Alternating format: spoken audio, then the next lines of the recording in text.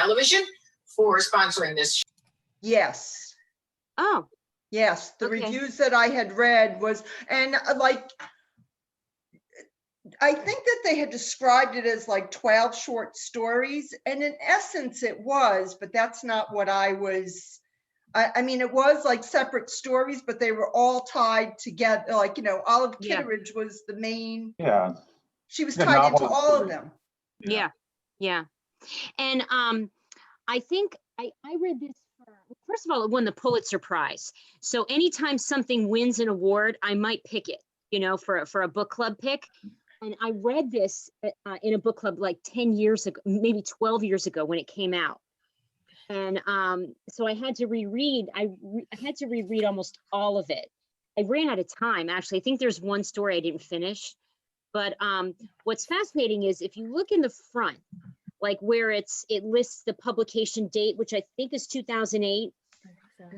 1, 2, 3, 4, 5, 6 of these stories were published elsewhere. I saw So- that. Yep. Yeah, and I think that's really fascinating to me because I wonder, like, for example, the Ship in a Bottle story that was published as Running Away in 17 magazine in 1992. I guarantee Olive Kitteridge was not in that story in 1992, that she probably rewrote the story to include Olive in it. Because Olive isn't really a key character in that story. She's just a math teacher that says something to one of the girls in her Yeah, well, class. yeah, well, I mean, but she's tied into, Mhm. like, you know, her name is mentioned somehow or another, how the story like relates to how she even fits into the story, which I thought that I didn't, that's not what I thought at all. I thought it was like 12 separate stories. And I was like, I didn't really want to read short stories. Mhm. But I didn't, it didn't really read as 12 separate short stories. It was, Yeah. It creates a whole world, you know, she creates a whole world here, you know, of this place and the characters.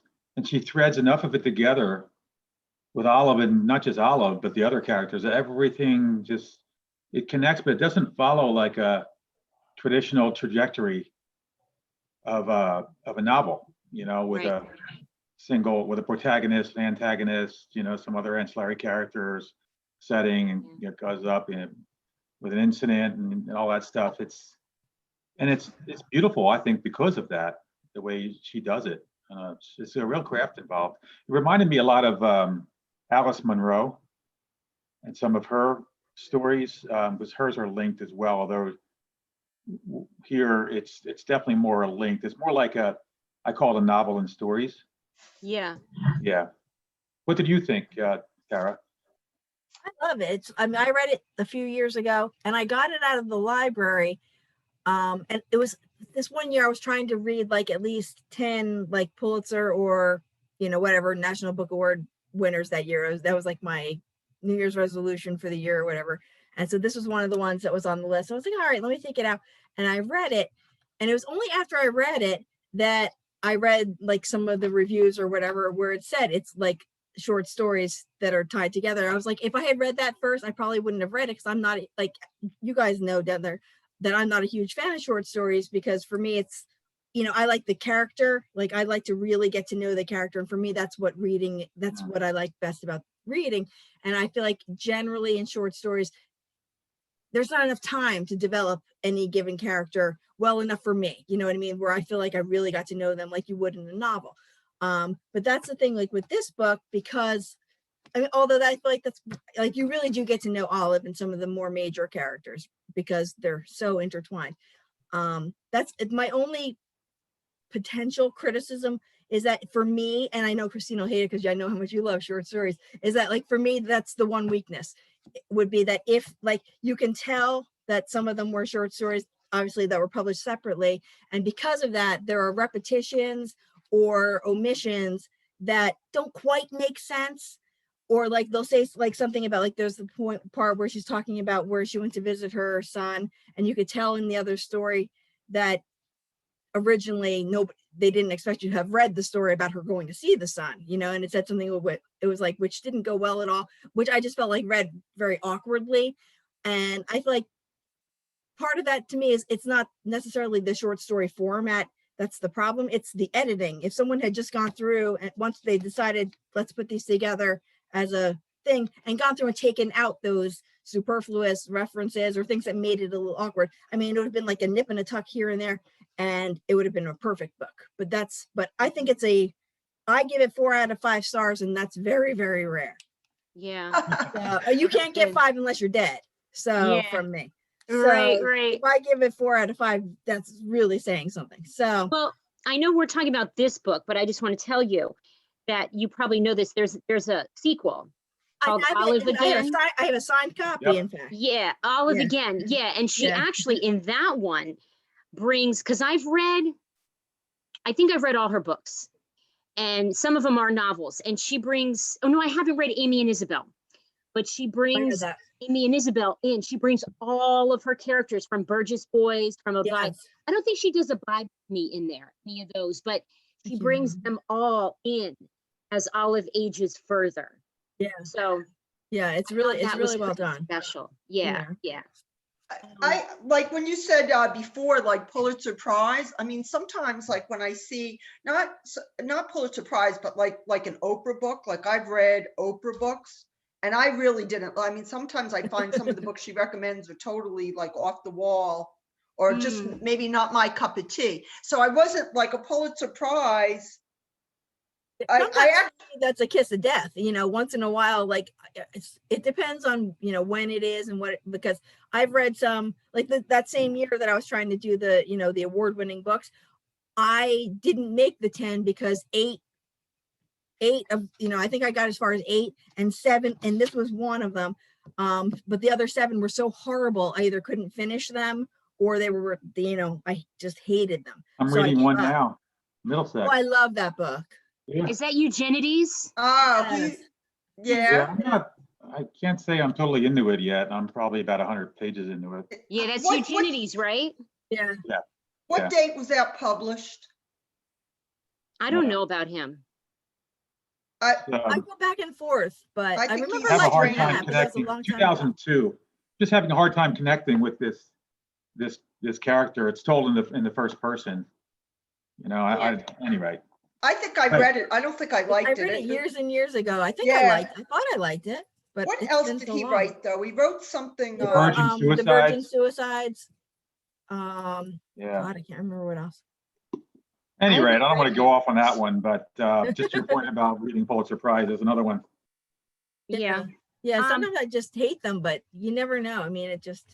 Generally, they tend to be good, I think, with the Pulitzer Prize. I actually Yeah. looked up Pulitzer Prize. I wanted to see like what are the qualifications? Like, what do they look for? What did it say? It Yeah. didn't say, it just said it was a literary award. I wasn't even aware that it was well, Obama won a Pulitzer, didn't he? Oh. I don't think so. I don't think What- so. What was the other award? What was it? I don't know. I might. Well, there's lots of different awards. Yeah. National maybe Book I'm- Award. About Peace Prize and yeah. So But, anyway, so in here, so this is so interesting because I feel like there's 3 people that master the short story for me that I study continuously. It's her, Elizabeth Strout, Jhumpa Lahiri, and William Trevor. And I feel like particularly I've studied Pharmacy, the first story in this anthology. I guess I'm calling it an anthology.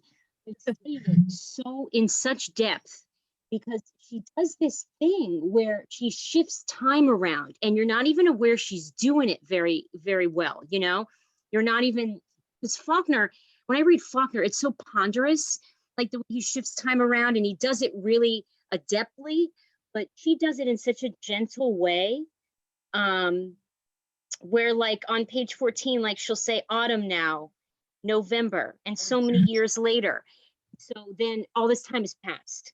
And because we don't know when November is. And then the idea that we don't find out till the very end that she's married that guy, Jerry, from the pharmacy. That's something like she hides a lot of information. Like the one where the story where the woman's son has stabbed the woman 29 times That's never stated straight up that that happened.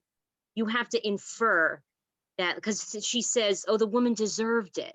She just deserved it. I forget the title of that. Maybe it's Security.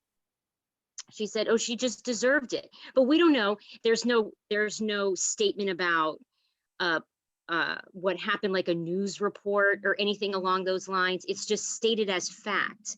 And then you have to kind of put the pieces together. And I love that about her. Yeah, she does that a lot. Mhm. What's the other story where there's an intimation of fire? Oh, Criminal, where the girl at Criminal. the end is gonna Yeah. set something on fire. That was Yeah, a but she has wacky to say it. story. What's that? It's a wacky story. It's a wacky story, yeah. Yeah, because Olive, what appearance does Olive make in there? It's not much, No, if at all. it's her former student. Oh, okay. Yes, yes. Because she says to her, you can talk to me if you need to. And everyone's scared of Olive. All the students are scared of her. Yeah. She is a really interesting character. She really is. Well, that's the very first question in the back of the book for discussion is, do you like Olive Kitteridge as a Oh, I person? like Olive. And I mean, She's Yes. like someone that, I feel like I know a lot of people like her. Like they have, especially right now in our political environment, they have good hearts, but they they have a good heart, but they say these like really tough things. So you look at it and say, well, I know she has a good heart. And then, next minute she's doing something really wonderful and kind for someone.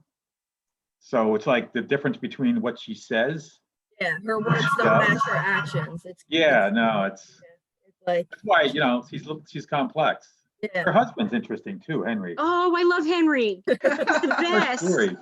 Even the piano player, like that's the one I just read recently, the piano player. Yeah. And like Yeah. when Henry walks in, she'll play Goodnight Irene, because Henry like has like this soft warmth to him.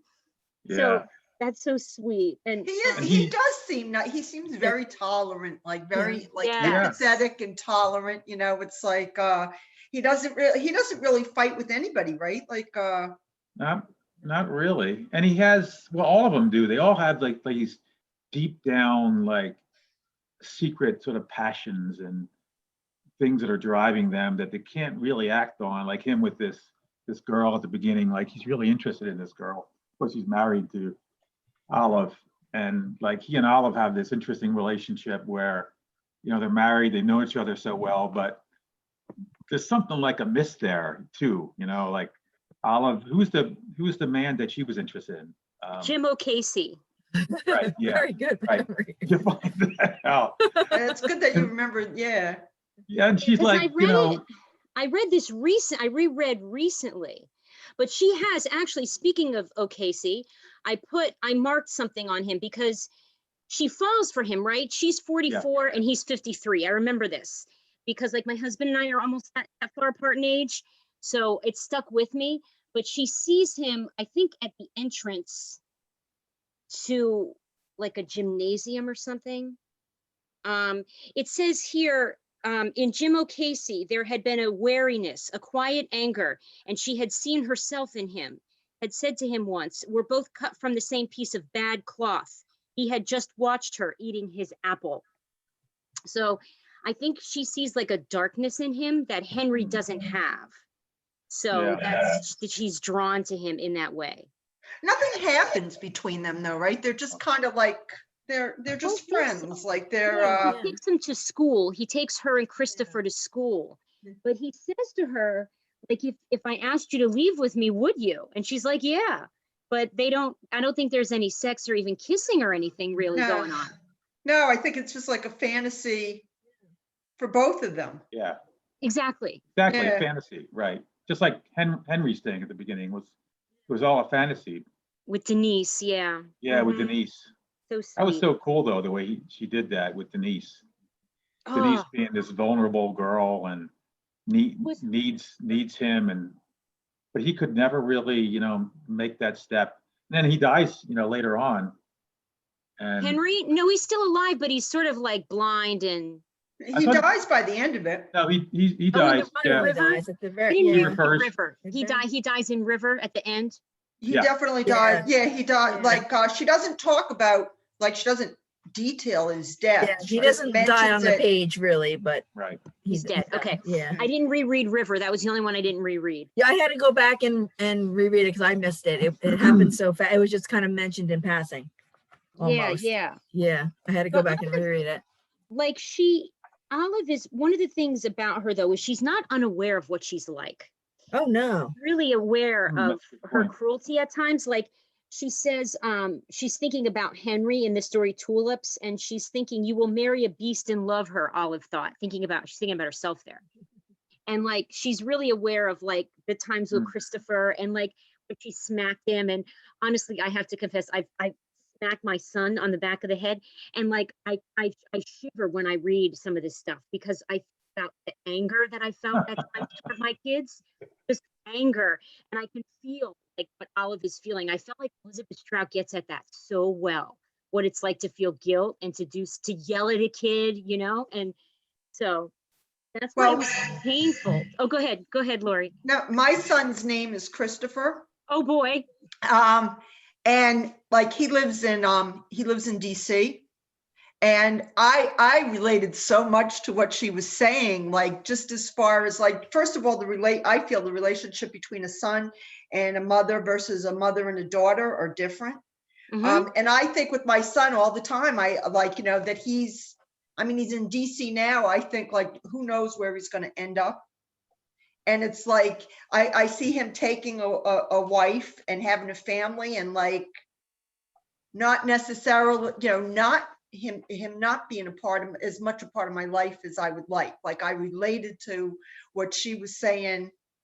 And then too, it's like, as a mother, I'm going to give my opinion or something, and he doesn't always take kindly to it, Right. So Right.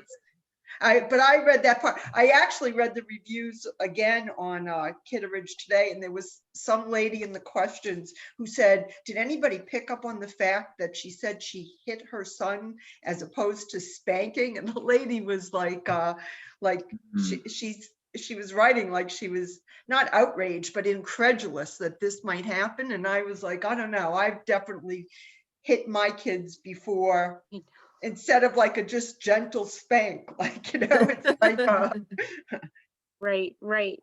yeah. It's true. And the most painful one for me to read was is it Security, when she goes to California with the second wife. I was just going to say that, Christine. That was so, It was so painful to you read. just wanted to, Olive, stop. Stop. Yeah, it was You're so going to destroy painful. your relationship with your son. Yeah, But she it was couldn't stop. awful. It was awful. it And was then, awful. but it was also pretty funny too, because like the wife, she's like pregnant and she's smoking and she's drinking a beer. Yeah. Terrible. I was like, and then Olive doesn't say anything, and she leaves the girl in the pool to go get a donut, and there's just funny moments in there that I felt like that story was a really like almost a nail biter. I felt it was like a sense of suspense almost, like what's going to happen here with all this. That's a good story. Keeps you in suspense. But even at the I end, like she totally won't agree. go. What? I totally agree. That one was the most uncomfortable Yeah. one. But she just couldn't Yeah, help and at herself. the end, she won't go through security. Remember at the end, she won't take her shoes off. She has to like grab her. Yeah, but she's not like, that was the first time that she flew, I think she said. I think you're right. Yeah, Yeah, she said it was the first time she flew, and the whole thing was like, just, they were really in her space. She didn't, it is, Yeah. but it is like that flying though. It's, take off your shoes, take everything out of your pockets, like they pat you down, go through an x-ray machine. It is intimidating. Right. For me, it's like there aren't a lot of books that resonate with me afterward. I don't know about you guys, but I read a lot of books, and I really can't think of many that just continue to resonate and stay with me. This is one of them. I think it's just because it's a combination of the people, the way she describes the people and the characters and the setting, and just the humanity here. There's so much like humanity and emotion that she brings out in a subtle way. So you can feel it. And I don't know, it's not an intellectual. This is an intellectual book. Really hits you in the heart, I think, for me at least. So I love it. I think she's just fantastic. Jim, is this the first time that you're reading it? Or had you read it before? Yeah, no, well, I'd read it. I think I might have been someone who recommended this book to the group, because I read it back like in August, and then I just read it again. I don't know. I'm going to read more of hers because I just think she's fantastic.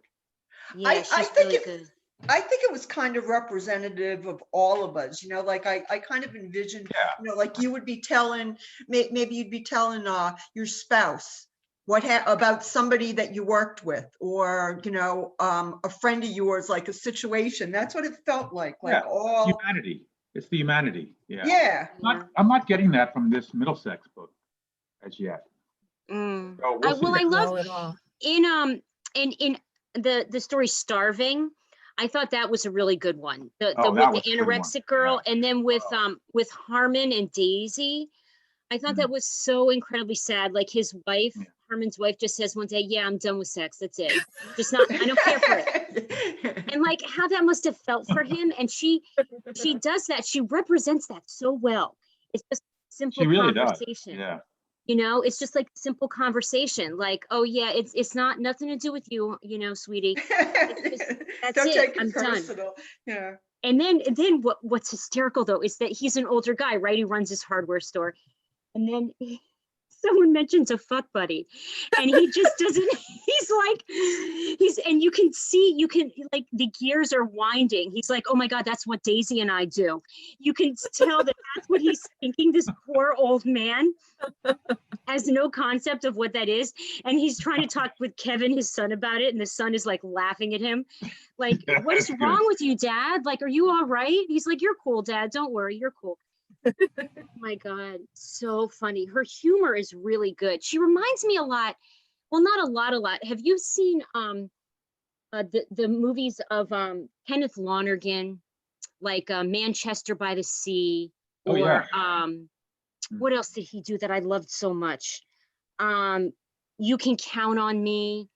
Those she does a similar thing where there's depth of tragedy, but there's also this light humor too. But it's not like always ha ha humor, but it's funny. There's some funny moments in there. Like he does that really well as a writer too, if you see his work. So. No, I find maybe, I don't know, for me, books that are written in the first person, I don't know, they don't resonate as much for me. They're harder for me to, I don't know, I struggle with them a little bit more because I think it's harder to connect to the character. I mean, it could work. It could work, but like with third person, the narrator, and you can have that establish that distance, and you can play with it more. Once you're in a first person, you're stuck. You know, you're stuck in that person's consciousness, unless you somehow, you know, go back and forth, which is really hard to do in a book, you know, with first person and third person. I don't think I've seen that very much. Yeah, I've seen a few, but yeah, you know what I've seen, well. like the older novels, like maybe Middlemarch or something. They'll have the third person omniscient, but then someone from the town will like report, like yeah. it'll be someone that there's an I in the story that's sort of like reporting all this, but then it's in third omniscient. But it's just, it sounds like a cheat to me. Yeah, you know, no, to it do that doesn't feel. now. Yeah. I think that's funny because first person is seen as so intimate.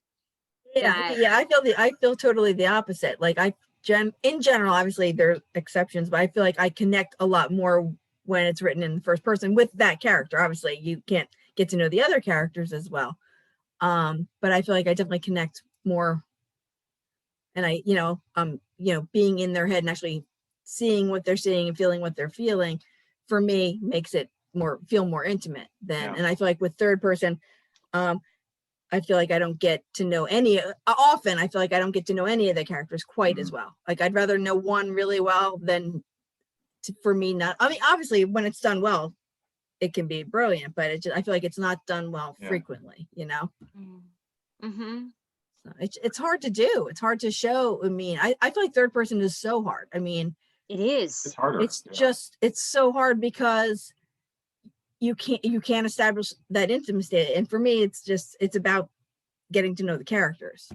I mean, if you're in it for the action, like if you're doing one of these like old school thrillers where it's all about the action and whatever, and you don't really, the characters are kind of, you know, just there as cardboard cutouts, then that's one thing. But like when you're actually trying to portray real people, I feel like it's really, really hard to do in third person. But if it's done well, it's amazing. Well, she does it here for sure. Oh yeah. Yeah, but I Yeah. think each story is third limited. And then Yeah. like I don't think there's omniscient narration in each I don't one. I think think there's so. just third limited in each one. Yeah. It's mostly whatever character is there. Yeah. And she flips back and forth within the stories, different characters. No, but I mean, no. But what I mean is like, for example, Pharmacy is only Henry's point of view. Right. Right. Like, I don't think we get Olive, her thoughts in there. We No. just get her dialogue, No. basically. Interesting that she chose to start this book, Henry, a story. right? of Henry. Yeah. with Henry. Yeah. Why? I think maybe, don't you think maybe because Olive is so much, if you start with her, there's a risk of turning the reader off right away. You know what I mean? Like some people are going to must absolutely hate her. You know what I mean? Like she's Yeah. not for everybody, No. No. you know? So I wonder if that was like a calculated move to bring her in as kind to, you know, like, how can you not like Henry? And, you know, to kind of bring her in and then little by little let it unfold, but she's really the star of the show. It's just, you know, but let the really likable person, and obviously there has to be something good in her if this really sweet, nice saint of a man married her, you know, and then let that unfold and then let her, you know, obviously she's a good person at heart too, but it just, I feel like maybe that was calculated to Oh, Well, definitely. he's let her he's the- grow on you. He's the Yeah. biggest part of her, really. Like, I mean, that's the biggest part of her, you know, in all the stories. Like her son, it plays a role, but Henry's the one who's, he's her sidekick. Yep. Yeah. And it says, I'm on page 4, so that's right at the beginning of Pharmacy. It says that he has to watch out that Olive did not bear down too hard on Christopher over a homework assignment or a chore left undone. And then he talks a little bit about the relationship between Olive and Christopher. So I think that that's a good way to get at Olive circuitously. And I used to teach, when I taught AP Lit, I taught Antigone and Medea. And in Medea, her first words are off stage. Like her husband has left her and she's pissed off. So she's like crying behind stage. And the chorus of women are talking about her. So it's almost like that's what's happening here. Like Olive is backstage and we're seeing her through someone else's eyes before we get to see her thoughts. That's a great way to put it. Yeah. Yeah, and her voice, she's hysterical. Some of her things, like Henry's like, he's so caught up with emotion after Denise has written him the card at the end of the story. And he's like, Olive, you're not going to leave me, are you? And she's like, oh, Henry, you'll make a woman sick. And he's like, I love her because I feel like I think all the mean things but she comes out and says them. And sometimes I just wish I had the guts to do it. You know what I mean? Like she's saying what I think, you know what I mean? Like if she doesn't like what you're doing, she's going to come right out and tell you. Whereas I seethe and I just like, you know, if something's bothering me, I just take it and then, you know, grow an ulcer or whatever I need to do. But it's like, I don't let it out in the moment. And I feel like that's like, I feel like that's a weakness in a way. Whereas, and I wish I had her guts to just there's come right out and downsides not to care. there's downsides to that side of her, right? oh, sure.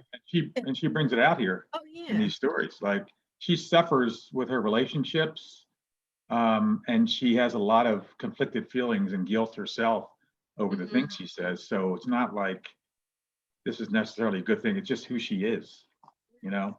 Yeah. And then there's that specter of her father's suicide constantly on her. Yeah, that's So true. Yeah. there's that piece too, you know, like it comes up where she feels like she could kill herself. She mentions that. I wrote it down. That's interesting because that's a thread that is always here through all these stories. The one Suicide, character the one character, what was it? One story, he was sitting in his car thinking about Yeah. killing himself, Kevin, yeah, Kevin. Mm-hmm. but he doesn't. He ends up saving somebody, which is so beautiful, right? It's so Yeah. beautiful. Oh, and about that, I meant to get back to the suicide, but I will in a minute. But wait, that story, okay, that one, I forget the Of your title of it. passion, Christine. I read, I know, right? Does that woman, because she's had the 2 miscarriages, right? Does she jump into that water trying to do something to herself, or did she somehow just get blown in there? I don't know. I You know don't what think I it's mean? clarified. I mean, I think It's I don't think it was not. either. it's not. I think it's first interpreted, but it felt like there was a part where it said that he was like saving, like when he was saving her, that he was there to kill himself, and he ended up like, and then he was seeing her that, and she was fighting for her life for, you know, for all she was worth, which implies that she didn't mean to. Yeah, I don't think Right. she meant to, No, Right. I think she fell, but but I think, I think so. She was but it picking is the things, ambiguous.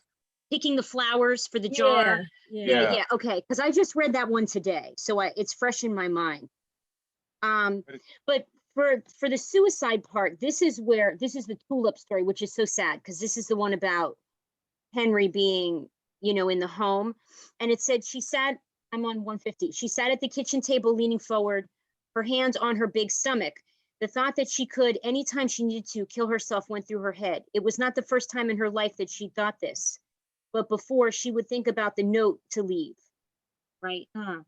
And now she thought she would leave no note, not even Christopher. What did I do that you should treat me this way? So I thought that piece was really, and she remembers her father and that kind of stuff. And then we learned that Christopher's on medication. So there's a lot about that, and much was made of in the film version of this, which I did not see. It was a mini series on HBO with Frances McDormand, and I don't get HBO. So Me neither. That's, but I when heard it it came out, really my mom good. was like, "Oh," and she's like, "Oh, there's a free HBO, preview or whatever this week, so watch it." And it slipped my mind and I missed. Oh yeah, I think I can get it from the library, but I think that in that one they made a lot of the depression angle. That's what I had heard.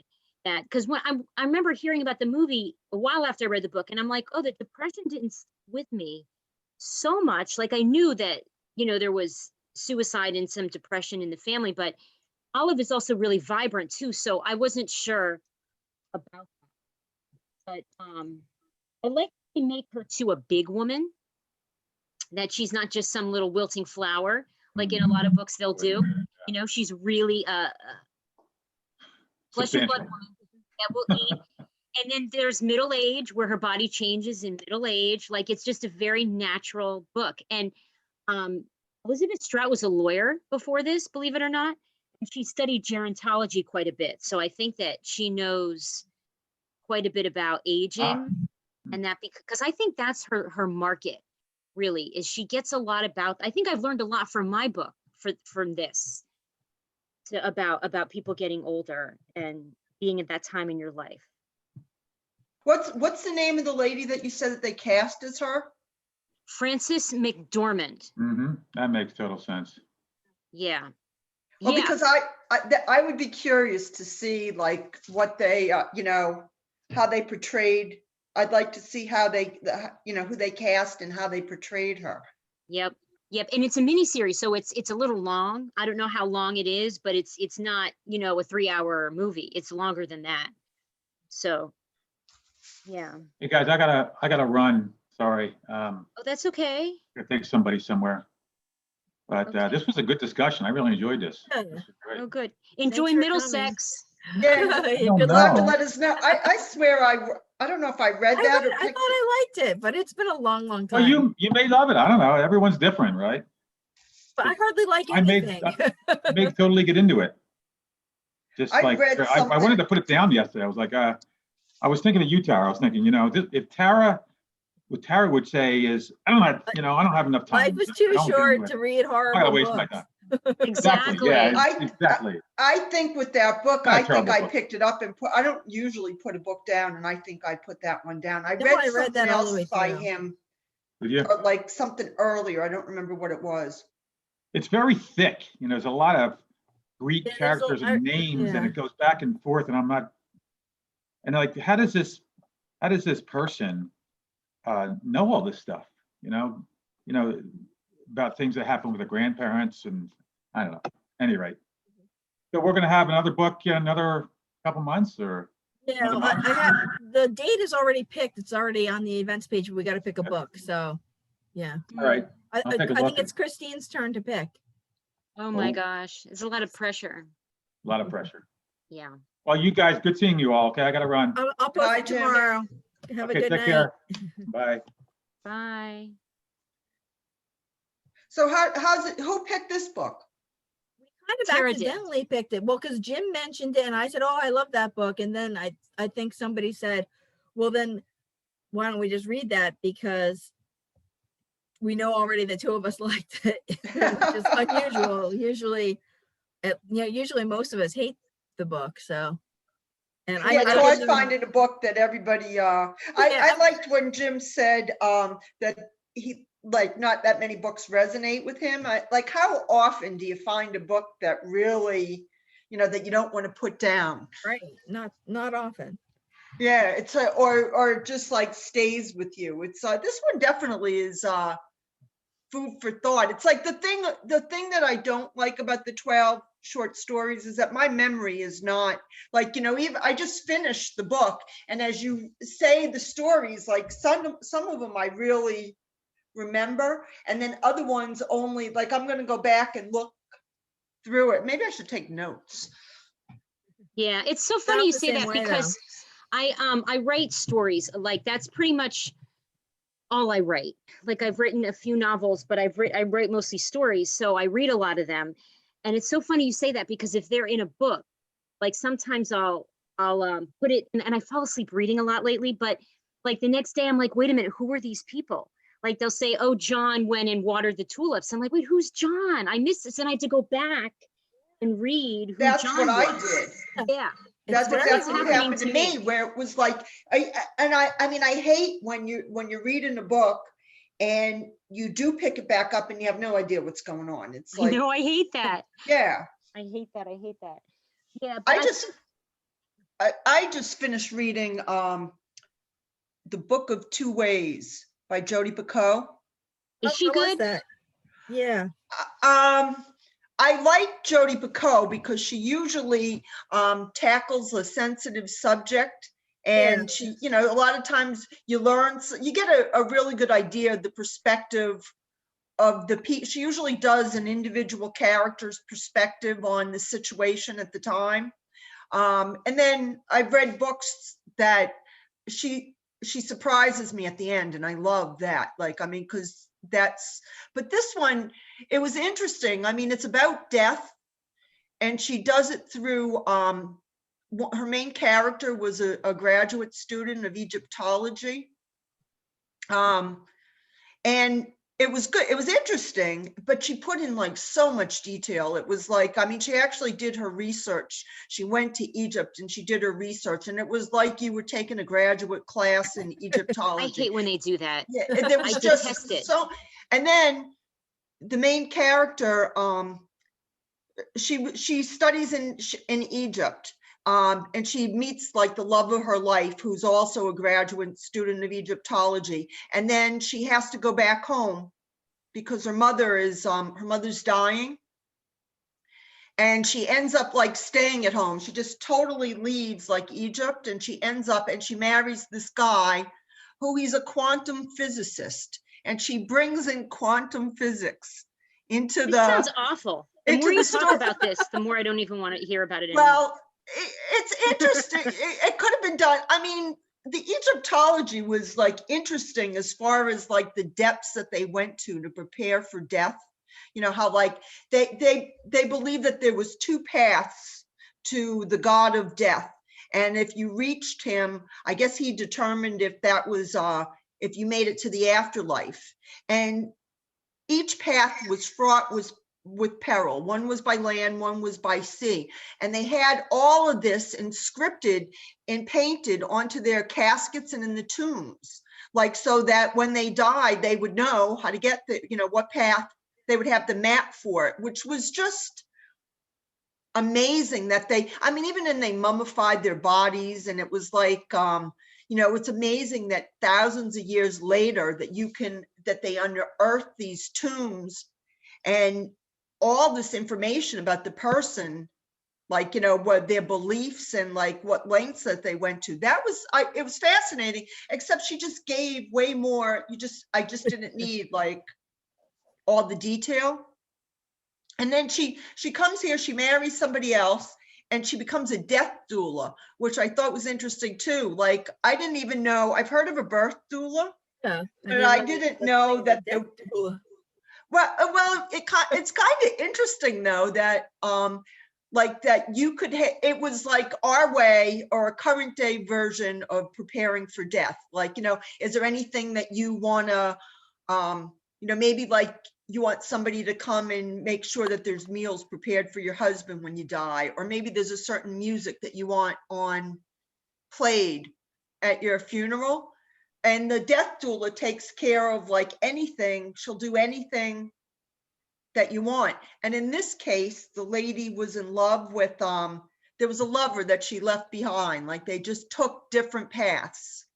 And she wants the death doula to go back and give him like a letter, like, you know, pretty much telling him that he was like the love of her life.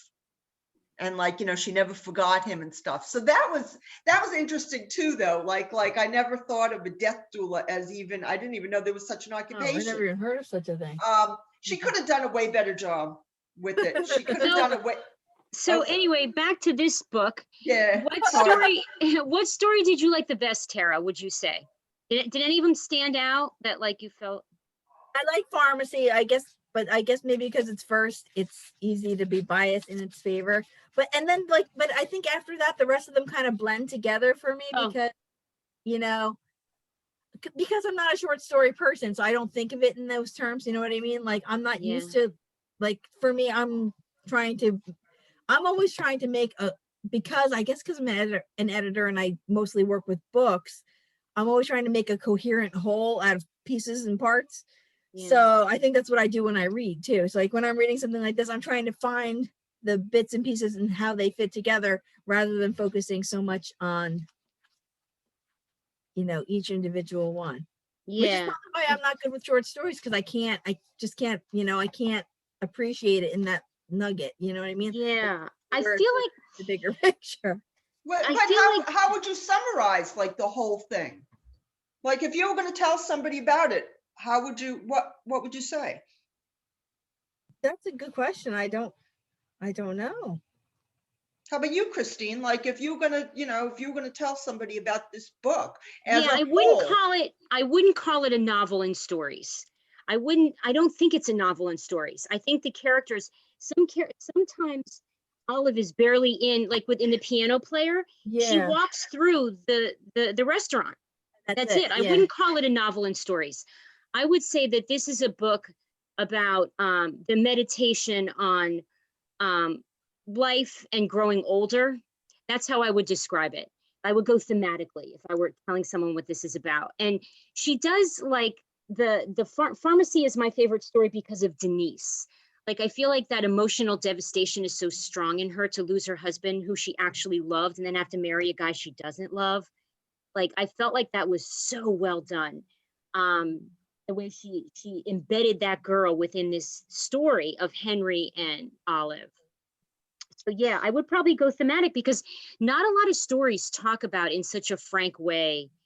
I don't even want to say death and dying because it's not all about that, but it is about growing older and reflecting on your life. And I don't think a lot of stories talk about that a lot. We really don't. As a culture, we don't want to face that. So that's what I'd say. Especially not with women, I think. I mean, I think that we don't like to. Yes. You know, right. Especially nobody, like, look at, you know, Hollywood. Nobody wants to look at an older woman these days. It's like, okay, you're 30, here, go. Right. And the fact that she's a bigger woman. Yeah. And that's why Frances McDormand was a good fit for her, because she has a real body. Right. And there's those moments of Olive being vulnerable, like when she and Henry are trapped in that bathroom, when those robbers come to the hospital, she's in that gown. Right. And it's a paper gown and it's coming off. And the guy's like, geez, lady. She's like, well, What do you expect? It's not like I have anything else I can use, you know? So, yeah, that's such a tense scene because Henry's trying to get her a blanket and she tells him to shut up. And then she goes after his mother. That's a rough scene to witness. And that's what so much of the book is like that, like just about those uncomfortable moments. Yeah, but I mean, like you said, when, you know, when they go into the bar and she's not really an integral part of the story, she just walks in, but at the same time, like they let it know that it's her habitat. Like this is part of her habitat. Mhm. Like they know she's there often enough that they know what to play when Henry walks, when he's walking out. Like, I mean, these are the people that she's surrounded. So while she's not an integral part about that story, the story is an integral part of her. Yeah, that's a good point. And it says, like, for example, she establishes like a sense of, Jim was kind of saying this a little bit, of the town is almost like a person, the Crosby Maine that she created herself. That like this, the one about the piano player, it says that she had been in love with the town's first select man, Malcolm Moody, for a number of years as well. Some people knew this, others did not. So right there you get a sense of place, that this is a place where some people know this piano player and others don't. And like Olive and Henry, I guess you would assume, do know the story of Angela McCrae or Angela Moody. Angie O'Meara, that's her name. Mira. So I think that makes sense what you're saying too, because it's all a part of her, all this town and the places she inhabits. And that makes sense. Yeah, she's telling, it's like all these people, it's kind of like she's the center and all these people are around her. Like these are people that she's interacted with, or like, you know, she's got some like, you know, association. She's Right. got like association. She has association with all the stories, whether they're like her own personal story, like somehow or another she's associated with them. Mm-hmm. Even if it's like, there was when she went to the funeral, like Yeah, the yeah, one where the girl was cheating on the husband, her husband. That one. yeah, and it was, yeah, it was. I think the one I liked the best was with her, like the story with her son, only because, like, you know, they led you to believe that he had moved away, you know, he had moved away, and you couldn't really, you didn't really, you knew she felt bad about it, but you didn't really understand what she did. And then when she goes to visit him, and then all of a sudden, like, you know, she has to leave. Mm-hmm. You could understand the tension that she caused, you know, that he felt. Like I liked, so I think I found that like more memorable. And I did think too, I distinctly remember the girls smoking and having a beer with, I had to look back to see when the book was written, going like, you know, thinking maybe it was when that was acceptable. Right.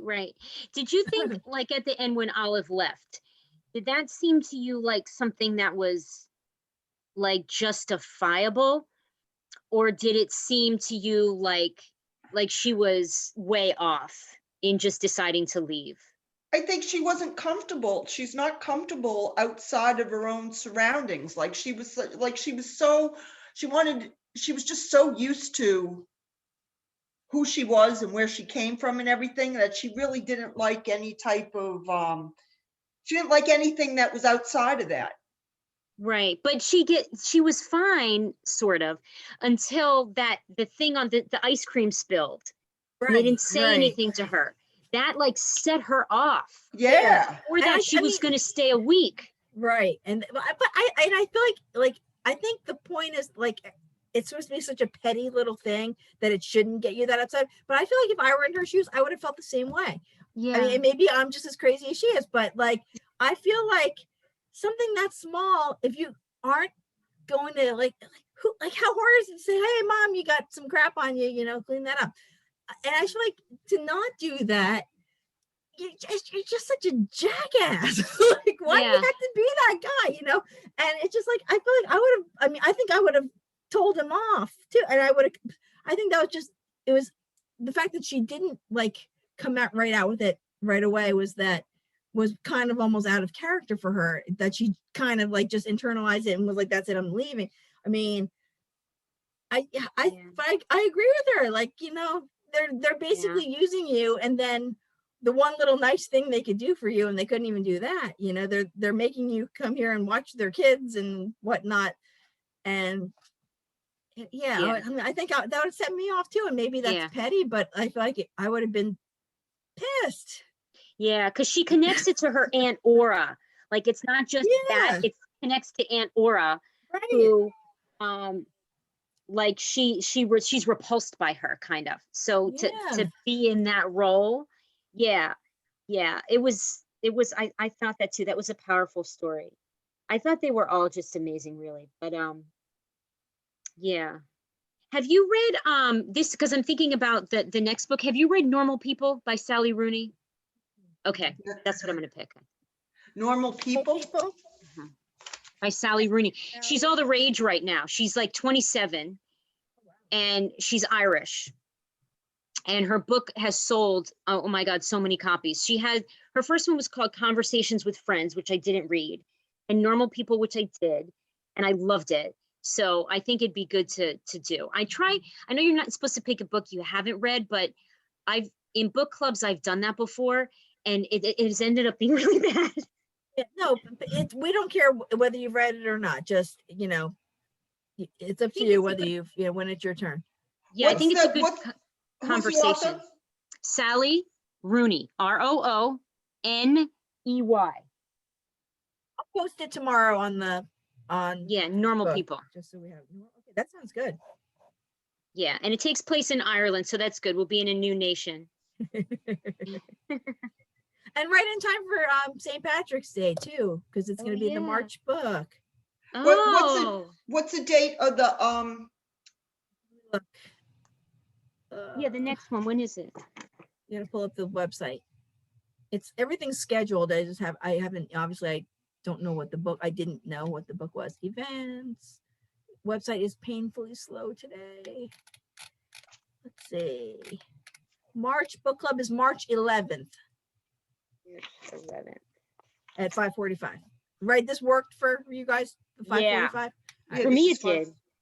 Yeah, for me it works way better, because waiting till 7, it's like, oh my God, you know, I get done with work at 4:30, and my boss has her TV show at 5 that I watch, and then it's just like by 7, I'm like, oh my God, you know, I've been up since 4:30. I'm tired, you know. What's her TV show?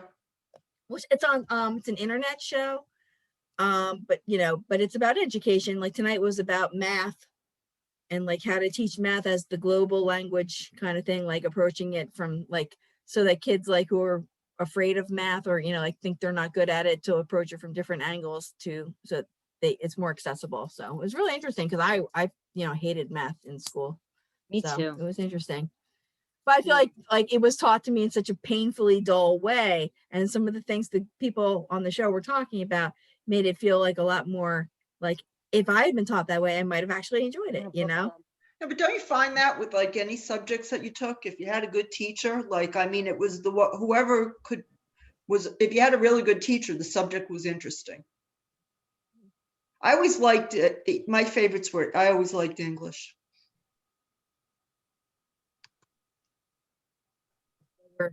Nerdy book club people. What's that? Yeah, maybe that's how we ended up here.